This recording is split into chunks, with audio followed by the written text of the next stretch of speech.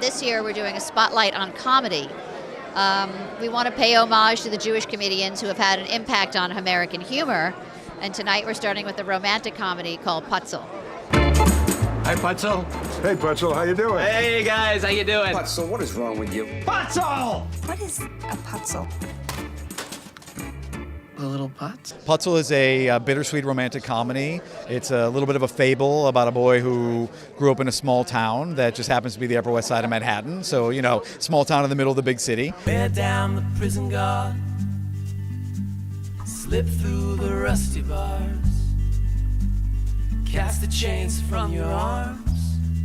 It is sort of a universal story, you know, and it's not just a Jewish story in a bagel shop. It's a universal story about a boy and a girl and a boy who kind of needs to grow up. Eat away in a stolen car, turn to a stranger, take his hand, then you'll understand. There are two types of people in this world. Those who the sun shines on and those who sell locks. I believe that it's important to have a Jewish film festival because it's our responsibility to create a cultural event in Los Angeles that offers films that have never been seen before. We have one tomorrow called Lunch, which features all the TV writers from back in the 60s and 70s. I was invited by Seaman Jacobs, the late Cy Jacobs. He had organized a group of people who met on a Wednesday afternoon.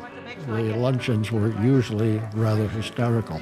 Some of it could never be repeated in polite company, but then at one point we never really assumed that we were polite company. We are beginning to understand that there is one generation of artists that has gone from Armed Forces Radio, my father started, and a couple of the other men, to radio, to television. They went to film.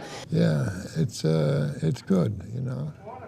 When you get to be 86, 87, 88, 89, you appreciate going to meet the fellas.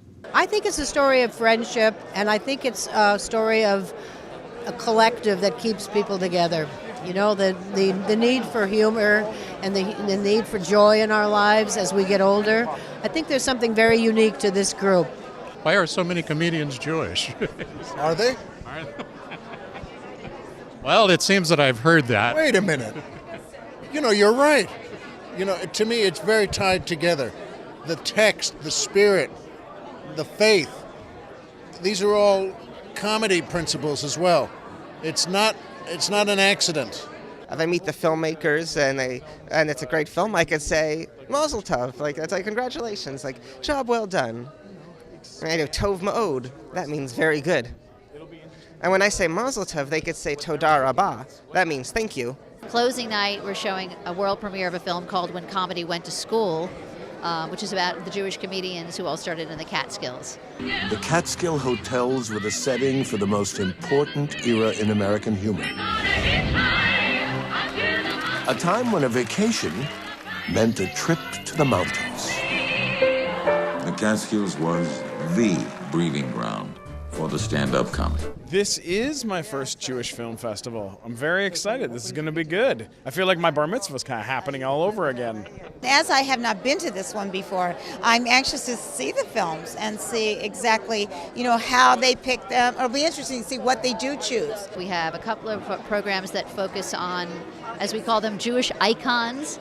And one of them is Neil Diamond. He's the shy boy from Brooklyn who transformed himself into a superstar.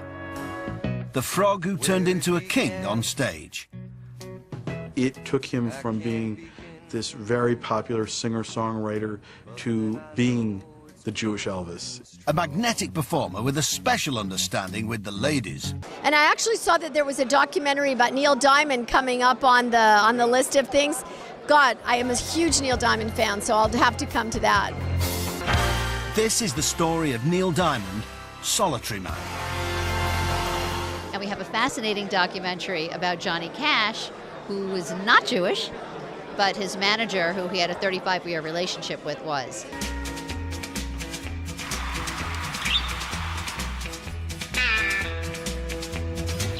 I brought Johnny in to help publicize the restaurant in 1958, and we hit it off.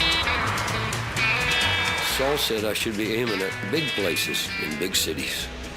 Growing up, I only saw my father a couple of weeks at a time. Then he would be gone again, on tour with Johnny. I fell into a burning ring of fire. I think it's important to look at the diverse experience of Jewish life in America, Jewish life around the world. I think it's important to have films that, a place for films that are about the history of Jews, but also about culturally and religiously what they're about. And I mean, there's so much diversity to us. I think the one unifying element for all of us is film. It's great to have a circuit like this that we can be on and show them and really be appreciated with audiences that really understand where we're coming from.